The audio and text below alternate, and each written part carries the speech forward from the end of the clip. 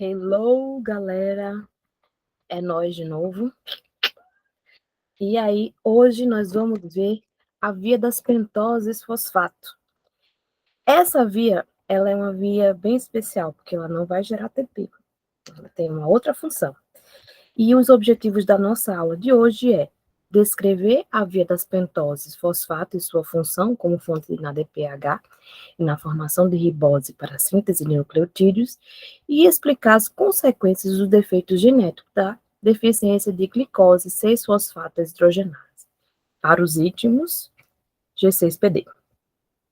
Galera, eu comecei a nossa fala dizendo para vocês que a via das pentoses fosfato, ela não tem uma função de gerar ATP. Na verdade, é uma via oxidativa, uma via alternativa para a glicose 6-fosfato, e ela vai ter dois objetivos principais: gerar pentoses e gerar NADPH, ou seja, transportadores de elétrons que têm fosfato na sua constituição. Na nossa aula sobre a parte de introdução ao metabolismo, eu falei do NADPH, que é um transportador citosólico, e ele é muito importante, principalmente na biossíntese de lipídios, como também para a manutenção nosso sistema antioxidante da nossa célula. Então, alguns tecidos, a geração desse NADPH é essencial. Para a gente entender um pouco isso, essa importância, eu vou iniciar com vocês sobre um caso. Vamos começar pensando sobre esse caso aqui. Homem libanês de 28 anos chega ao consultório com queixas de fadiga e dificuldade para recuperar o fôlego com sua rotina normal de exercícios, desde uma visita recente feita à família da sua esposa. Ele afirma que é saudável, nega febre, calafrios, náuseas, vômito e diarreia. Relata que não teve contato com doentes ou outras viagens além de casa dos parentes de sua esposa, onde ele comeu a famosa sopa de fava, feijão fava. Preste atenção nessa informação. Após mais algumas perguntas, ele relata que sua urina ficou muito mais concentrada e escura, apesar da ingestão adequada de líquidos. No exame físico, está com aparência doente, parecendo ainda cansado e pálido. Sua esclera, parte branca do olho, está equitérica, amarela, e a conjuntiva está pálida. Seu coração está com leve taquicardia, com 110 batimentos por minuto, e sua reposição de sangue capilar é atrasada, mas o resto do exame é normal. O exame de urina coletado revelou bilirrubina, 3 cruzes, aqui ó, e urobilinogênio, 1 cruz. No sangue não, perdão. No exame de urina normal, bilirrubina negativo, urobilinogênio normal, que não tem essa quantidade, não tem cruzes aqui. No caso, a fita reativa que o bioquímico passou, detectou a presença de bilirrubina e urobilinogênio. 2 elementos que estão relacionados ali, o metabolismo do grupo M, certo? Seu meu hematócrito é de 21%, ou seja, está abaixo do normal, que é 40 a 49%. Qual é o diagnóstico mais provável? Então, galerinha, aqui é difícil vocês entenderem um caso como esse, né? Sem ter entendido sobre o assunto. Mas vamos dar algumas dicas. Essa pessoa tem a bilirrubina alterada, está anêmica, está taquicárdica. Então, alguma coisa no sangue dessa pessoa aconteceu. O que será que aconteceu no sangue dessa pessoa? Vou mostrar aqui algumas dicas. Essa pessoa, provavelmente, ela tem uma doença genética, está relacionada ao erro inato do metabolismo, que provoca a formação dessas estruturas aqui. Isso daqui são hemácias, certo? Elas, aqui, essas hemácias, essas em azul aqui, tem corpúsculo de rins, que é um acúmulo de determinados substâncias que ficam com essa coloração, né, uma coloração mais escura. E você vê aqui, nessas setas em vermelho, umas estruturas semelhantes a uma mordida. Essa mordida, células mordidas ou bolhosas, e esses eritrócitos ali, com os corpúsculos de rins, são características de um tipo de anemia, que a gente vai discutir, porque tem tudo a ver com a bioquímica de hoje. Bom? Para a gente entender a via das pentoses fosfato, precisamos entender alguns conceitos. Vamos lá. Primeiro, Qual é o objetivo da via? Por que a gente tem essa via alternativa? Quem é na DPH e por que ele é produzido e o que isso tem a ver com o caso. Vamos por parte para a gente compreender. Qual é o objetivo da via das pentoses? A via das pentoses, ela é uma via alternativa para a glicose 6-fosfato. Ela tem como principais produtos na DPH e ribose 5-fosfato. E ela vai estar presente em células que estão em caráter lábio, ou seja, elas se reproduzem muito rapidamente, como no caso a medula óssea e pele, mas também ela está presente em células que necessitam de NADH, ATP, FADH, RNA e DNA, para proteção de dano oxidativo. Eu vou explicar para vocês a diferença. Por exemplo, uma hemácia, ela precisa, na sua forma madura, ela precisa de muito NADPH para manutenção da integridade da membrana. Lá na medula óssea, o eritroblasto, que contém ainda núcleo, precisa de nucleotídeos para a formação do DNA. Então, perceba que tem uma característica. Células que estão ali em contato com espécies ativas de oxigênio precisam de ADPH em constante processo. Então, o objetivo da via das pentoses são dois. A gente vai produzir na DPH, que vai ser importante para a biossíntese de lipídios e no nosso sistema antioxidante, e produção de pentoses. Essas pentoses vão dar origem aos nossos nucleotídeos, né? Lembra que o nucleotídeo é formado ali por uma pentose, um fosfato, uma base nitrogenada? Pois é, aquela pentose ali vem dessa via. Então, esses são os objetivos dessa via da pentose. A via das pentoses fosfato, então, ela vai estar presente de duas maneiras diferentes aqui nas nossas células.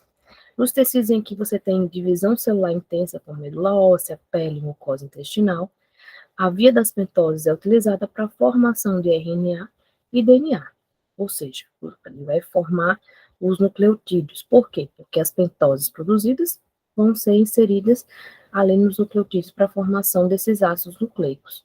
Além dos ácidos nucleicos, os nucleotídeos também formam ATP, coenzimas, que são importantes nas vias metabólicas de maneira geral. Então, aqueles tecidos que têm divisão intensa, eles vão acionar muito a via das pentoses fosfato. Aqueles outros tecidos que precisam de NADPH, eles também essa via vai ser acionada. No entanto, a via vai estar mais relacionada a essa formação de NADPH e ela vai restaurar a glicose 6-fosfato.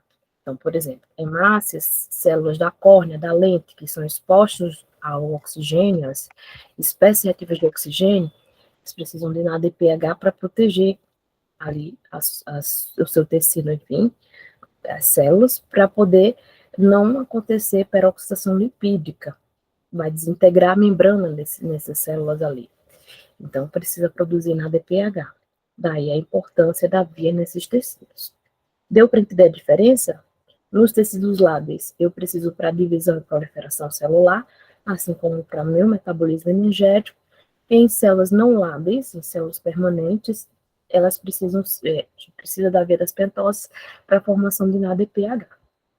Então, o NADPH, ele vai ser um produto da oxidação da glicose, né? Ele vai reduzir, enquanto que a glicose se oxida, e ele vai ser importante para combater os efeitos nocivos dos radicais de oxigênio, e também para a biossíntese de lipídios. Então, que tecidos vão precisar de NADPH? Fígado, tecido adiposo, glândula mamária, e também os tecidos que precisam ter ali, que estão em contato diretamente com o oxigênio, que formam radicais livres, ok? Bom, Carol, deixa eu voltar aqui, para a gente fazer uma discussão pequena. Por que eu preciso produzir NADPH para o meu sistema antioxidante? Vou explicar para vocês no próximo slide. Então, o NADPH, ele é importante porque ele vai ter uma reação acoplada, obrigada, ali com o nosso sistema antioxidante. Ele vai estar reagindo para a redução de uma um determinado substrato chamado de glutationa. E essa glutationa, ela é importante para a proteção das células contra o estresse causado pelas espécies reativas de oxigênio. Vamos entender um pouco melhor com a reação. Então, aqui o oxigênio molecular. Respiramos. Respiramos? Respiramos. Esse oxigênio, ele vai ali oxigenar os nossos tecidos a partir do transporte pelo sangue, né? E aí, esse oxigênio vai ser o aceptor final, vocês viram a professora Luciana, lá na cadeia transportadora de elétrons no processo da cadeia respiratória. Então, esse oxigênio, ele vai ser utilizado nessas reações de oxirredução, na fosforilação oxidativa, né? E esse mecanismo é importante para a gente conseguir produzir ATP. Eventualmente, esse oxigênio pode formar radicais livres, assim como a nossa exposição à radiação ionizante e outros fatores. Então, o que são esses radicais livres ali? Radicais livres são nada mais, nada menos do que um elemento onde você vai ter uma espécime química, onde você vai ter um elétron desemparelhado na sua última camada. Esse elétron aqui é extremamente reativo. Então, tudo que ele vê pela frente, ele vai querer reagir. Normalmente, o oxigênio molecular produz radical superóxido, e esse radical superóxido acaba produzindo uma molécula estável, que é chamada de peróxido de hidrogênio, mas esse peróxido de hidrogênio, embora seja estável, ele rapidamente produz outro tipo de radical livre, que é o radical hidroxila. Esse radical hidroxila é extremamente danoso para as nossas células. Esse elétronzinho que está desemparelhado na última camada, ele acaba reagindo com lipídios, proteínas e DNA, danificando essas macromoléculas. E aí, como é que o nosso corpo faz para impedir que isso aconteça? Então, nessa fase aqui do peróxido de hidrogênio, a gente consegue convertê-lo a água. Aqui, ó. Mas a partir de quê? A partir de um sistema antioxidante. A gente vai utilizar uma enzima chamada de glutationa peroxidase, guarda esse nome, e essa glutationa peroxidase, ela vai utilizar ali quem? O nosso NADPH. Nosso NADPH, que é produzido lá na via das pentoses, ele vai doar elétrons para a glutationa oxidada. A glutationa está na sua forma oxidada, e aí esse NADPH doa elétrons para ela ficar na sua forma reduzida. A glutationa reduzida aqui, ela vai doar elétrons aqui para estabilizar o peróxido de hidrogênio, para ele não formar o radical hidroxila, formar água, a partir de uma reação catalisada pela glutationa peroxidase.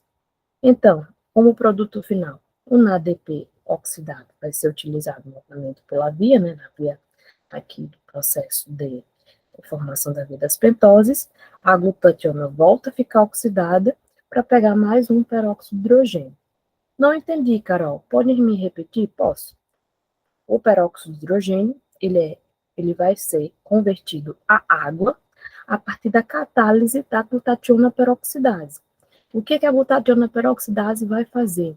Ela vai doar os elétrons aqui da glutationa reduzida a esse peróxido para conseguir estabilizá-lo e formar água.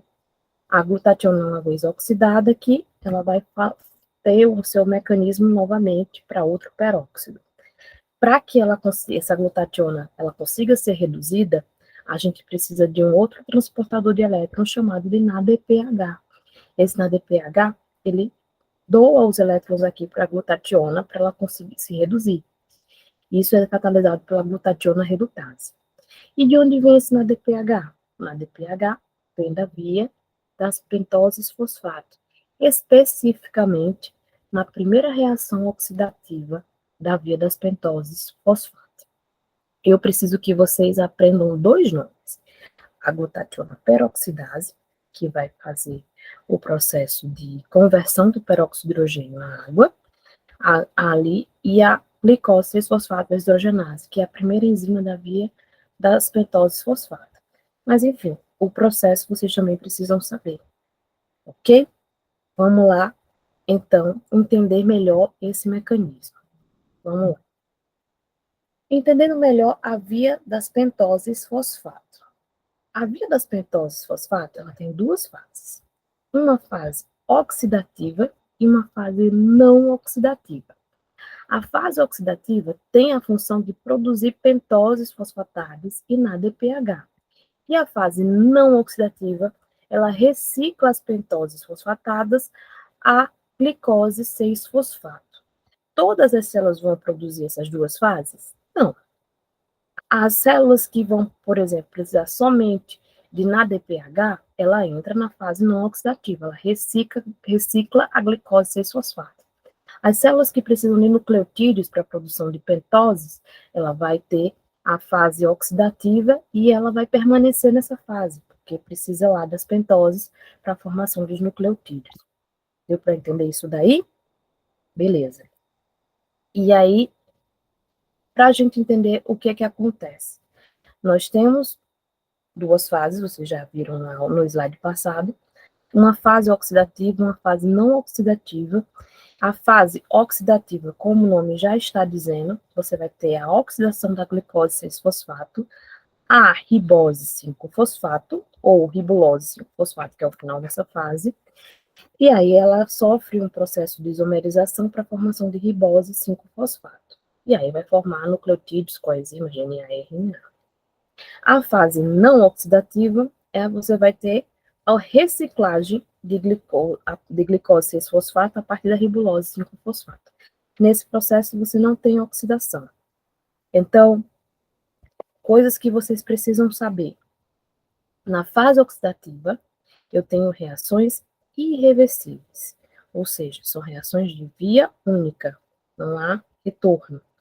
Essas reações produzem NADPH, e esse processo esse NADPH é muito importante para a formação de ácidos graxos e também são utilizados lá naquela via que eu mostrei anteriormente. Outra coisa bem importante que vocês precisam saber, a primeira reação da via é mediada pela G6PD, glicose 6-fosfato deshidrogenase. Essa enzima, ela vai fazer a conversão de um NADP em NADPH a partir da oxidação da glicose 6-fosfato. E essa glutationa, essa enzima, a G6PD, está associada ao mecanismo, acoplado a esse mecanismo ali, a formação no nosso sistema antioxidante, ok? Vamos entender fase por fase, começando pela fase oxidativa. Fase oxidativa. Falei para vocês no slide passado que é importante que vocês saibam o nome dessa enzima, pelo menos a primeira reação da enzima, que é a glicose 6-fosfato deshidrogenase, G6PD para os íntimos. O que acontece nessa fase? A glicose 6-fosfato, ela vai sofrer uma oxidação a fosfoglicodelta-lactono, ou fosfoglicolactono. Como assim, Carol? Uma oxidação é perda de elétrons, então ela vai perder os elétrons ali para o NADP, formando o NADPH. E quem media esse é a glicose 6-fosfato deshidrogenase. Percebam que essa reação é via única, né? Processo ali de mão única. E esse é o ponto de regulação aqui dessa via. Por isso, vocês precisam saber o nome dessa enzima, ok? Na primeira reação da fase oxidativa, você tem a oxidação da glicose 6-fosfato, redução de um NADPH, e essa é a via, é o ponto de regulação dessa via das pentoses, ok? Na segunda reação, você vai ter uma reação de hidrólise. O que vai acontecer? Você vai ter a adição de uma água aqui. Essa adição de uma água, ela vai gerar um produto chamado de fosfogliconato. E essa entrada dessa água aqui vai ser importante para a próxima reação, que vai ser uma segunda reação de oxidação. Vamos de novo. Na primeira reação, a gente vai ter a oxidação da glicose 6-fosfato. Você vai ter a formação de NADPH, você vai ter a formação de uma lactona, mas o que é principal é a oxidação da glicose 6-fosfato e a redução do NADPH. beleza? Na segunda reação, é uma reação onde você vai ter entrada de uma molécula de água, reação hidrolítica. E essa reação, ela não é uma etapa limitante, é um processo em que vai ser importante essa entrada de água para a próxima fase oxidativa, outra reação oxidativa. Então, vamos conhecer agora, que é mediada pela fosfogliconato desidrogenase. Essa enzima vocês não precisam, assim, ai meu Deus, decorar. Vocês precisam entender o processo. Nessa fase oxidativa, a gente vai ter uma descarboxilação oxidativa. O que significa isso? Está vendo aqui esse ácido carboxílico? Ele vai sair na forma de CO2. E você também vai ter uma redução de um ADPH, certo? O hidrogênio aqui vai ser doado, um hidreto, na verdade, elétrons vão ser doados aqui para um ADPH. E isso, você formou o segundo NADPH, que vai ser importante na biossíntese de lipídios e ali no processo no nosso sistema antioxidante. Esse segundo NADPH é mais utilizado ali na biossíntese de lipídios. Mas tudo bem. Nessa reação, você formou, então, a ribulose 5-fosfato. Essa ribulose 5-fosfato, ela vai dar origem à ribose 5-fosfato. Vocês sabem de onde vem essa ribose 5-fosfato? Então, a ribulose 5-fosfato, ela sofre uma isomerização para a formação dessa pentose. Essa ribose, lembra do RNA? O que é RNA? RNA é um ácido nucleico, onde você vai ter, como carboidrato constituído no nucleotídeo, uma ribose. E é justamente essa ribose dessa via aqui. Entende? Então, aqui na fase oxidativa, o produto final é a formação dessas pentoses aqui, para serem utilizadas ali para a formação de nucleotídeos, por exemplo, ok? E formação de NADPH. Então, nós temos aqui nessa via duas reações de oxidação, que é a primeira, que essa é mais importante, que é a etapa limitante da via, e a segunda oxidativa aqui, que é a terceira reação da via. E aí, você tem como produto 2 NADPHs e você vai, no processo, você vai ter uma oxidação da glicose 6-fosfato em ribose 5-fosfato. Até aí, beleza, né? Tranquilo. Esse é o final da fase oxidativa. As vias que são lábeis, os tecidos lábeis, eles precisam formar DNA, ácidos nucleicos o tempo todo, ácidos nucleicos, e nucleotídeos, principalmente nas vias que a gente tem metabolismo alto, então essa fase oxidativa vai estar sempre acionada. E aí, essa ribose 5-fosfato vai ser utilizada para essa formação desses nucleotídeos aí. Ok? E aí, se essa via, você precisar restaurar a glicose 6-fosfato, a ribulose, ela pode sofrer uma epimerização. O que é isso? Vocês lembram o que é epímero? Vou falar nessa aula, porque vocês já viram na parte de carboidratos. Mas o que vai acontecer aqui? A ribulose 5-fosfato, ela vai sofrer uma reação de epimerização para a formação de xilose, ou xilulose, 5-fosfato. Isso daqui vai ser uma etapa fundamental para a gente conseguir entrar na fase não oxidativa, entendeu? Essa fase não oxidativa, ela começa com essa xilulose 5-fosfato. A gente vai utilizar isso daqui para a formação de glicose 6-fosfato intermediários. Caso o tecido precise de nucleotídeos, a gente vai, então, essa ribulose 5-fosfato sofre uma isomerização para a ribose, que essas riboses vão ser utilizadas para a formação de nucleotídeos, coenzima, DNA e RNA. Ok? Vamos entender, então, a fase não oxidativa. Carol, o que é essa fase não oxidativa? É um processo de formação de intermediários da via glicolítica e restauração da glicose 6-fosfato, que basicamente vai acontecer nessa fase não oxidativa. Reações de transcetolações e transaldolações. O que é isso? Transferência de 2 carbonos de uma cetose para uma aldose.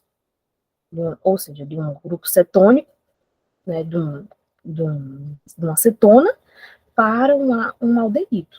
Então, vamos compreender isso um pouco melhor aqui.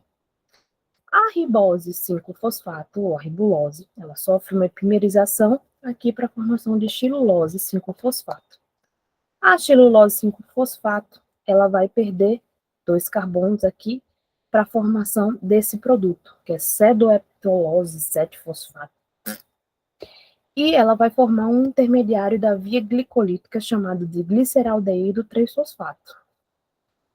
Esse gliceraldeído 3-fosfato, ele recebe um carbono para a formação de eritrose 4-fosfato, e esse carbono vem de onde? Vem desse produto daqui de 7 carbonos, formando frutose 6-fosfato. A frutose 6-fosfato sofre uma isomerização para a formação de glicose 6-fosfato, e eu restaurei a via. E a eritrose 4-fosfato, ela vai sofrer, de novo, ela vai receber 2 carbonos para a formação de frutose 6-fosfato. Esse carbono vem de onde? De uma outra xilulose 5-fosfato. E aí você formou mais um gliceraldeído 3-fosfato nessa via. Percebe que eu preciso, então, aqui de pelo menos 2 xiluloses aqui para conseguir completar o meu ciclo, né? Vamos entender um pouco melhor aqui nessa fase. Ok? Então, a fase não oxidativa, ela vai acontecer em tecidos que necessitam de NADPH e não necessitam de pentose, ou necessitam menos de pentose, não precisam de tantas pentoses assim. Então, essas pentoses, elas vão ser recicladas em glicose 6-fosfato. Vamos lá. A ribose 5-fosfato sofre uma epimerização de xilulose fosfato, e aí você vai ter reações de transcetulações e aldulações. Eu não sei essas palavras, enfim. O que você vai ter? Você vai ter as reações de formação, doação de 2 carbonos de cetonas para aldeídos e de aldeídos para cetonas, ok? Até que eu consiga restaurar a glicose 6-fosfato. Então, essas enzimas, transcetolase e transaldolase, elas são exclusivas dessa via aí. E essas enzimas aqui são essenciais para esse processo de restauro, porque a fase oxidativa ela é irreversível. As demais enzimas, elas vão ser utilizadas das outras vias, via glicolítica e gliconeogênese, ok? Então, vamos lá. Xilulose formada, eu vou pegar aqui, xilulose tem 5 carbonos, tá? Eu vou tirar 2 carbonos aqui dessa xilulose e vou doar aqui para uma outra outra pentose, uma outra ribose 5-fosfato aqui. E aí, o que é que eu vou ter aqui? Eu vou ter um carboidrato de 7 carbonos, e eu perdi 2 carbonos aqui da xilulose. Vou formar gliceraldeído 3-fosfato, no substrato da via glicolítica. Esse carboidrato de 7 carbonos aqui, ele vai perder, assim, quem me der é transcetolase, tá? Ele vai perder, basicamente, um carbono para esse gliceraldeído 3-fosfato. Perdendo um carbono, ele vai formar um carboidrato de 6 carbonos, que a gente conhece, que é a frutose 6-fosfato. Esse carbono veio para o gliceraldeído 3-fosfato, formando o eritrose 4-fosfato, um carboidrato de 4 carbonos. E essa frutose, ela vai, então, sofrer ali um processo de isomerização para a glicose 6-fosfato. E essa eritrose aqui, ela vai simplesmente sofrer mais uma transcetulação ali com quem? Com outra xilulose. Então, ela vai pegar aqui, eu vou ter ali a retirada de 2 carbonos da xilulose para a eritrose 4-fosfato para a formação de frutose 6-fosfato. E vou liberar mais um gliceraldeído 3-fosfato. Perceba que, então, no final das minhas contas, vamos contar aqui comigo. Eu preciso de 1, 2, 3 pentoses, então, e para isso eu preciso, então, de 3 glicoses 6-fosfato, para que eu consiga restaurar a via inteira do processo não oxidativo, certo? Por que essa via é importante? Aqui é só para restaurar a glicose e ela ser utilizada como fonte de energia, glicose 6-fosfato, tá bom? Então, resumidamente, é isso aqui. Eu vou ter basicamente, duas pentoses e 5 carbonos aqui. A xilulose sofre, principalmente o problema inicial, né? Na verdade, a ribulose, ela vai sofrer uma isomerização em xilulose. Essa xilulose vai perder 2 carbonos, vai formar um composto de 7 carbonos e vai formar o gliceraldeído 3-fosfato. O gliceraldeído 3-fosfato pode ser utilizado na via glicolítica como substrato. Esse composto de 7 carbonos aqui, ele perde um carbono para gliceraldeído 3-fosfato e você tem a formação de um eritrose fosfato. Essa aqui, ó, eritrose 4-fosfato. E aí você tem a formação de um composto, um carboidrato de 6 carbonos. Esse carboidrato de 6 carbonos é a frutose 6-fosfato. Essa frutose 6-fosfato sofre uma isomerização para a formação de glicose 6-fosfato. A eritrose, ela vai reagir, a partir de uma transcetulação também, né? Vai receber 2 carbonos de outra xilulose. E aí, você tem a formação de gliceraldeído 3-fosfato novamente, e você tem a formação de frutose 6-fosfato novamente. Ok? Então, basicamente aqui, você tem esses processos de reações reversíveis, onde você pode ser, a gente vai ter carboidratos que vão formar intermediários de vias energéticas, ou basicamente vão restaurar a glicose 6-fosfato. E, processo oxidativo, você vai ter a oxidação irreversível, né? Que vai dar origem à síntese de DNA e aminoácidos. Quem é que regula a via das pentoses? A via das pentoses ela é regulada pela glicose 6-fosfato deshidrogenase, a enzima chave para essa via. Quem é que vai regular a via? A quantidade de NADPH produzido. Então, se ele tiver com a quantidade alta de NADPH, você tem a inibição da via das pentoses fosfato. Então, mais glicose 6-fosfato fica disponível para a via glicolítica. Se tem uma quantidade baixa de NADPH, então a glicose 6-fosfato vai ser acionada para que entre na via das pentoses. Carol, e por que você tem que falar sobre essa via aí, que é muito confusa? Bom, eu preciso entender por que é importante na DPH. Eu preciso na DPH no meu fígado para eu poder sintetizar ácidos graxos que têm uma alta taxa de metabolização. No meu sangue, eu tenho uma célula que não tem núcleo e não tem metabolismo mitocondrial, que é a hemácia. Então, eu preciso muito de NADPH para manter a integridade da minha membrana sem a formação de espécies reativas de oxigênio. Então, logo eu preciso de formação, muita necessidade de NADPH. E aqui, as células da nossa pele têm uma divisão rápida, então eu preciso de ribose 5-fosfato. Então, processos oxidativos, eu vou formar nucleotídeos. O que vai acontecer? Eu vou utilizar mais a fase oxidativa. Se eu preciso de muita necessidade na ADPH, nos processos, por exemplo, biossíntese de ácidos graxos e a manutenção da integridade da membrana a partir do sistema antioxidante, eu vou, então, formar a fase oxidativa, mas vou restaurar a glicose na fase não oxidativa. Deu para entender isso daí, né? Ótimo. Vamos voltar ao nosso caso aqui.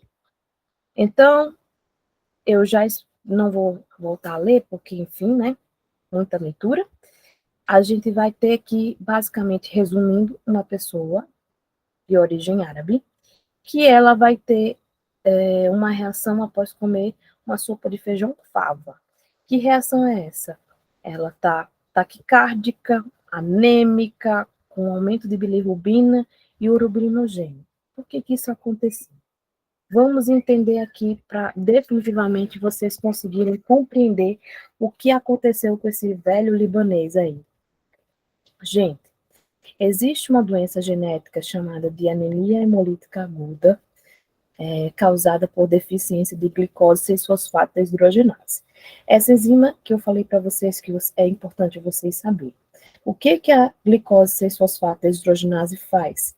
Ela é a etapa limitante da via das pentoses e ela vai participar da primeira reação oxidativa da via das pentoses, que basicamente vai acontecer, você vai formar ali um produto, um substrato, que vai dar origem a ribulose 5-fosfato, mas essa reação, essa primeira lactona formada ali, ela vai ser, essa primeira reação, ela é importante porque eu vou formar na DPH. Esse na DPH formado, ele vai ser utilizado numa reação acoplada via glutationa redutase e peroxidase. Então, lembrando o que eu falei no início, na DPH, ele vai doar elétrons para a glutationa e ela vai se reduzir. Isso a partir de uma enzima chamada de glutationa redutase.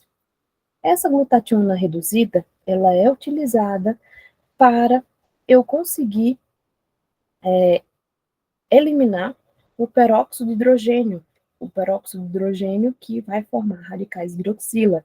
Então, eu dou elétrons para o peróxido de hidrogênio, eu oxido a glutationa, mas em compensação, eu acabo eliminando ali o meu efeito do peróxido de hidrogênio.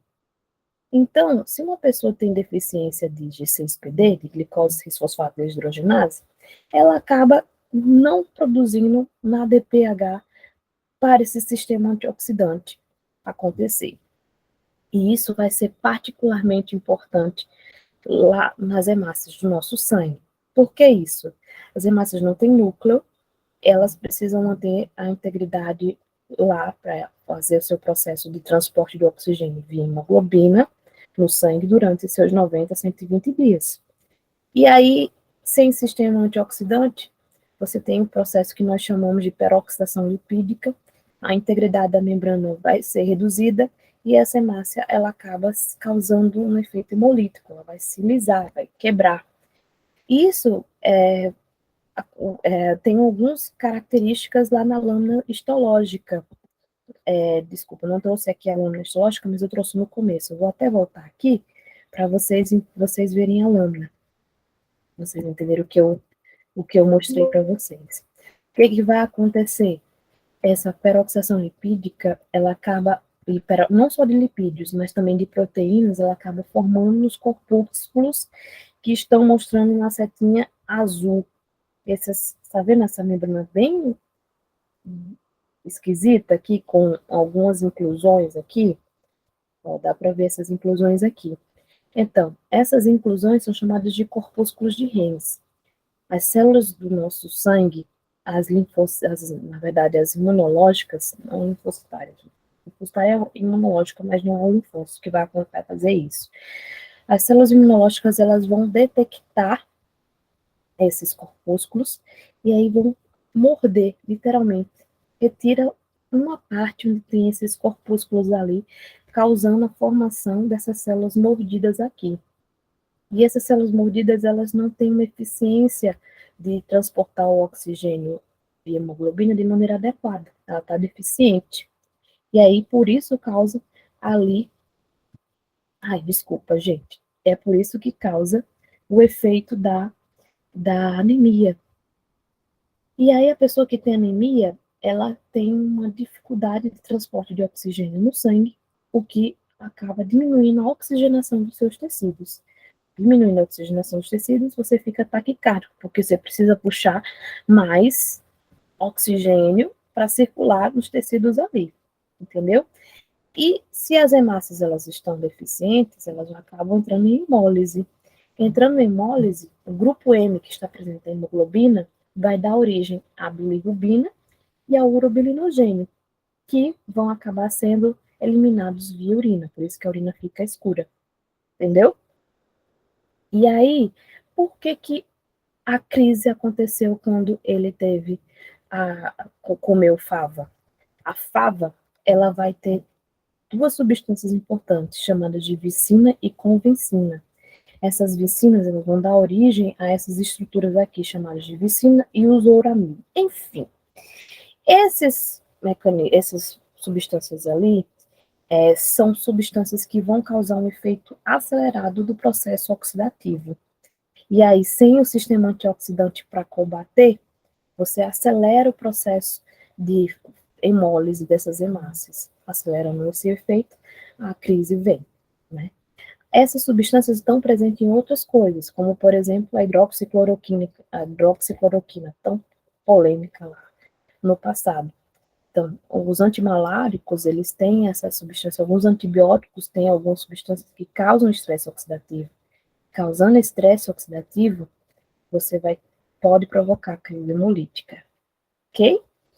E é isso, gente, que eu tinha para tratar com vocês. Agora vocês vão responder um questionário bem simples, que está lá no Google Forms, e qualquer dúvida a gente tira na sexta-feira, em sala de aula. Beijo!